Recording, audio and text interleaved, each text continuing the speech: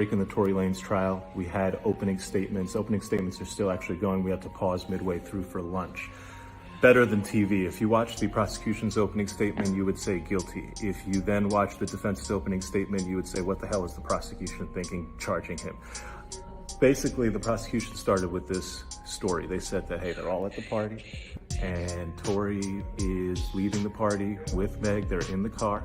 An argument breaks out, during which Meg says and insults his skills as a rap artist. This leads to a situation where she gets out of the car, and he shoots at her feet and yells, "Dance, bitch."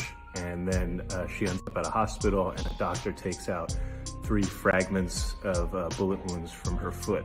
Now, if you just, and the prosecution says that Kelsey, the other woman in the car, is gonna testify that Tory shot Meg. And Kelsey has a text message where she texts somebody that, hey, Tory shot Meg. And then the rest of the prosecution's case is based on all these calls and texts where Tory's like, oh, I'm so sorry, oh, I'm so drunk. He never says that I shot him. He's like, oh, I'm just so sorry, I'm so drunk. So question what he's apologizing for. So that's the prosecution's case. Seems pretty easy. Then the defense comes up, and man, it gets spicy. First, the defense goes, they're not telling you about half of what's going on. The most important thing they're not telling you about an eyewitness who saw 2 women fighting, Kelsey and Meg. And so let's talk about why them 2 are fighting. Let's talk about how she was in the front seat. The gun was caught in the front seat. Let's talk about how she might have gunpowder. She does have gunpowder. Let's talk about how this has nothing to do with the fight between Tory and Meg and everything to do with the fight between Meg and Kelsey. And then the defense starts dropping the bombs. He basically says this, that they're in the car. Yeah, they left, but do you know why they left? They left because Kylie and Tory were in the pool together. And Kelsey and Meg both felt some type of way about that, to the point that Meg felt really some type of way about that. And she was really trying to go, to the point that eventually, because of how Meg is acting, this is according to the defense, Kylie Jenner goes to Meg Thee Stallion and says, it's time for you to leave. They all leave. The defense's point is what happens in the car is this. Tory questions Kelsey, hey Kelsey, why are you backing up Meg for me trying to, get it on with Kylie Jenner? Meg has been snaking men from you your whole life. I hooked up with you, Kelsey, and then Meg went behind your back and hooked up with me. And Kelsey, this is not the first time. You had been hooking up with Ben Simmons. Meg went behind your back and hooked up with Ben Simmons. You had been hooking up with the baby. Meg went behind your back and hooked up with the baby. And so the defense starts dropping all these grenades.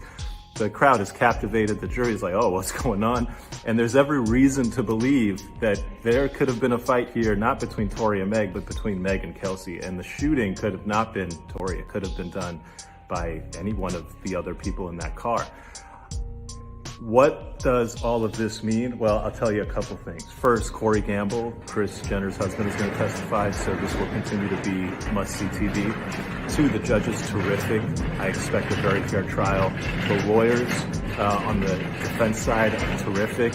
I don't know what the government lawyer was doing, giving an opening presentation that made it seem like the most open and shut case ever, when in fact there are huge questions, including an eyewitness who saw 2 women fighting, suggesting that you have to explain that theory to the jury, and you didn't. So I don't love the prosecution's opening in that regard. Stay tuned. We'll have the full coverage here. It's up and it's stuck in the Tory Lanez. All right, we're back with the rest of the update in Tory Lanez. So we are taking our afternoon break. There's going to be more testimony at the end of the day. But right now, let me catch you up on what's happened since lunch. The defense continued and concluded their opening statement. They confirmed that their theory of the case is going to be that Kelsey was the shooter. Tory was just trying to break up the fight.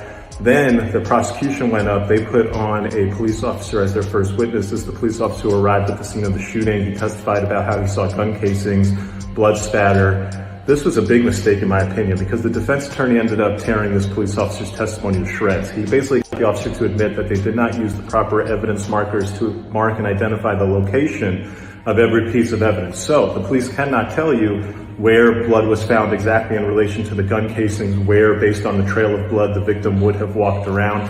They can't tell and paint the whole story of what happened when the person got out of the car.